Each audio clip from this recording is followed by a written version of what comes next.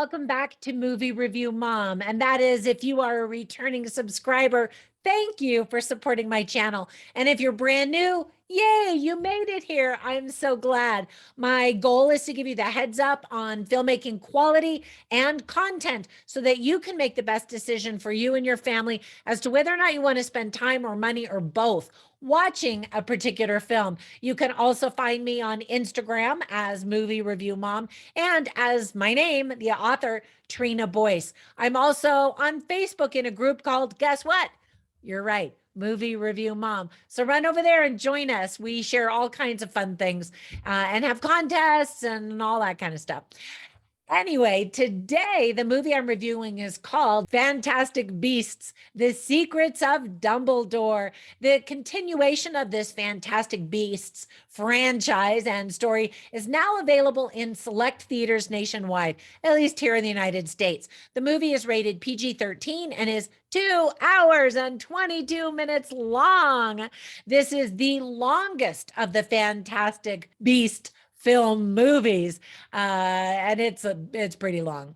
I'm going to give you an overview in a nutshell. I'll point out things I liked, didn't like. I'll give you themes worth talking about, interesting lines, and there are a bunch of them, actually, tips for parents, and even some recommendations for some other films you should definitely watch. All right, so in a nutshell, Professor Albus Dumbledore, played by the fabulous Jude Law, knows the powerful dark wizard Gellert Grindelwald, played by Mads Mikkelsen, replacing Johnny Depp, is moving to seize control of the wizarding world. Unable to stop him alone, he trusts magizoologist Newt Scamander, played beautifully by Eddie Redmayne, to lead an intrepid team of wizards, witchers, and one brave muggle baker on a dangerous mission where they encounter old and new fantastic beasts and clash with Grindelwald's growing legion of followers. But with the stakes so high, how long can Dumbledore remain on the sidelines? The movie was directed by David Yates, who also directed the previous ones, as well as some of the Harry Potter movies. All right, so here's the list of things that I really liked about the movie. First of all, it took me a while to finally see this movie. I've been in and out of town, but I finally did. I was so looking forward to this movie because I really loved the very first movie. I thought it was fantastic with the magical beasts and some really fun characters. I just fell in love with it. Now, a lot of people are just ripping on the second movie in the franchise and saying that this one is better. I wanted it to be better, and it's okay. I'll tell you why. I'm giving it a B, just as a heads up, because I know some of my subscribers like it when I give you the score ahead of time. The cast is fantastic, and it features some Academy Award winners and featured nominees such as Eddie Redmayne and Jude Law, in addition to Mads Mikkelsen, Ezra Miller, Dan Fogler, Alison Sudol, Callum Turner, Catherine Waterston, and many more, of course. Eddie Redmayne and Callum Turner are completely believable as brothers. I love them both. And it was really fun seeing them together as family. When the creatures are being shown, the movie is fantastic. We get to see some new ones that are pretty awesome and some of our favorites as well. For example, I absolutely love Pickett. He's a bowtruckle, and I cannot get enough of him. In this film, we actually get some really good close-ups of his adorableness, and we get to spend quite a bit of time with him, so I'm happy about that. The special effects are very cool. Here's a fun fact. Alexander Kuznetsov's character, Helmut, gets his nose smashed. Now, in real life, he actually did break his nose during a boxing match, and so they didn't really have to use makeup to get that squashed look effect that they desired in the movie. There's some really great costume and set design pieces. There's a nice musical score by James Newton Howard, and there's some charming humor. The crab scene just cracked me up, where Newt Scamander is walking like that. It reminded me of the funny mating ritual dance that he did with the Erumpent in the very first movie. And as soon as that took place, I was like, okay, there's the magic of the first one. And I just thought that was great. anytime that Eddie Redmayne is on screen, I'm all in. I just think he is this franchise. In my opinion, I just love him. We also get to visit Hogwarts in this movie, so that's super fun. Now, there is a list of things that I didn't like or thought could have been done better, which is why I didn't give it an A score, which is what I gave the first movie in the franchise. So the very first scene starts off very slowly, two people talking. I was worried it was going to make the mistake of being a talking movie rather than one filled with magic and intrigue and action like the first movie. As it turns out, sadly, the entire movie is a bit dull and dark, and there's a kind of a gray color palette and a gray emotion kind of over the entire film. So, something that bothered me, or I should say distracted me during the entire movie, was Alison Sudol's beautiful face. Obviously, she had some plastic surgery done, and she just kind of looked like she was in shock the whole time. I don't know if it was eye work or multiple things. I don't know. I absolutely adored her pretty face and sweet character in the very first Fantastic Beasts movie. And she almost looked like an entirely different actress. The change is that dramatic, I thought. She, of course, is still beautiful. She didn't need to do any of that. I loved her as she was before. It really did change her looks. And it kind of felt like it changed her personality as well, that there was a plasticness of her personality, partly because she is being led by Grindelwald's bad guys, and she's sort of sucked into that environment rather than just being just delightful and sweet like she was in the first movie. All right, didn't mean that to be a big spoiler, but it just was super distracting. Another distraction is the lack of Johnny Depp. I adore him. Now, he is obviously in the thick of battling his ex-wife in court right now.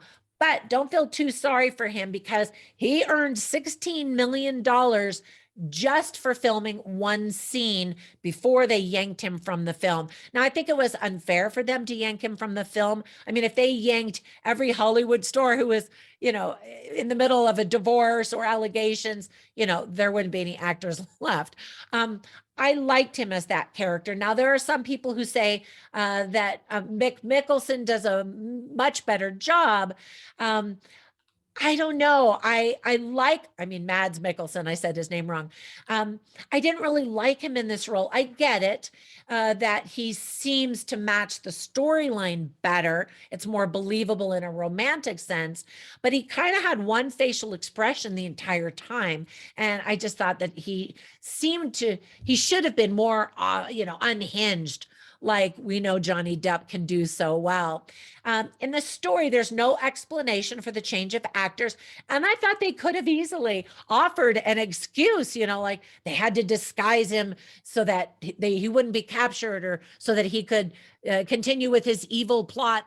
I don't know. They could have made it kind of fun, but they just changed actors. And I know that happens in life. There's another actress that was super distracting for me, and that was Jessica Williams. I just thought her accent was kind of all over the place, and it just kept changing. And again, it was just super distracting. So when those people got on screen, I was like, okay, let's get back to some Fantastic Beasts. Fans of Catherine Waterston will also be sad to see that she only appears as a small cameo performer in this movie, like 30 seconds or something. Really, I mean, I didn't time it, but she is just not really in this movie at all. Ultimately, the movie is stuffed with so many other new characters who don't really seem to go anywhere. They're not the highlight of the movie. They just get lost in the crowd, and none of them are characters that I can't wait to see in the next movie. And yes, I'm sure there will be another one. It's kind of as if the main characters hadn't learned anything or progressed from the last two movies, and we were just sort of treading water, it felt like. This is one of the movies where you can leave the theater to go to the bathroom or get some popcorn and absolutely not miss anything when you get back to your seat. Now, I know some people have said, oh, I was mesmerized every minute. It just didn't grab me like the very first movie did. So if I ever watch this movie again, I would definitely fast forward the parts with the fantastic creatures in them. Sadly, that would be a pretty short watch. There are some fantastic creatures and some new ones, but it just didn't have that magic of the first one for me. The street fighting scenes, for example, just sort of bored me because we had already seen so much of that in the second movie. So I was like, are we going to see anything new or different? Now, some viewers might not enjoy all of the politics in this film, both in the story itself as well as in the casting and what happens. Let me give you some tips for parents. There is a homosexual relationship that's talked about. Now, we don't see anything, but we know that these two characters are and have been gay lovers. There's violence, there's destruction, people and creatures in perilous situations, and someone actually kills a baby animal, a sweet, innocent baby animal, and we see a bloody death. Now, of course, if you're a fan of the Harry Potter franchise, people do die. So that's not unusual to be a part or an element in the Harry Potter universe. But the big pool of blood and all of that just I was kind of like, oh. Now, there are some themes that are illustrated very well in the movie, such as brotherhood and family, lost love, magic, loyalty and alliances, courage, and the pure in heart. I love that. As I mentioned, there are a lot of interesting lines in the movie, and I have them all in my written review at moviereviewmom.com. I'll share just a couple of them with you right now. So one is spoken by Lally Hicks to Jacob, and she says, "You are willing to put yourself in danger to save a perfect stranger. Seems to me you're the kind of average Joe the world needs right now." And so Jacob does play an average Joe. He's so charming and so endearing that everybody roots for him in all of the movies, right? So I really like that he was a part of this movie as well. And then Theseus Scamander, the brother of Newt, is in this movie. And he says, "Can't be nervous about a speech after saving the world." And I thought that that was really cute. And then Jacob says, "I'm always going to have room in my heart for you." And I thought that that was sweet. And as I mentioned, love is an overarching theme in several different ways, not just romantic. All right. So as I mentioned earlier, my overall movie review mom grade is a B. I enjoyed it, but not as much as the first one and not as much as I wanted to. So, of course, the two movies that I'm going to recommend that you watch are the very first one, Fantastic Beasts and Where to Find Them. So, so fun. And then, if you want to go back to Hogwarts, then check out one of the older Harry Potter movies like Harry Potter and the Sorcerer's Stone. It's always really fun to watch those kids grow up right before our eyes.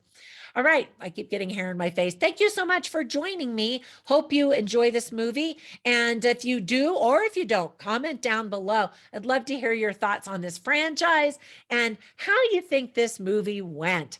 Have a fantastic day, and I'll catch you in the next one. Bye for now.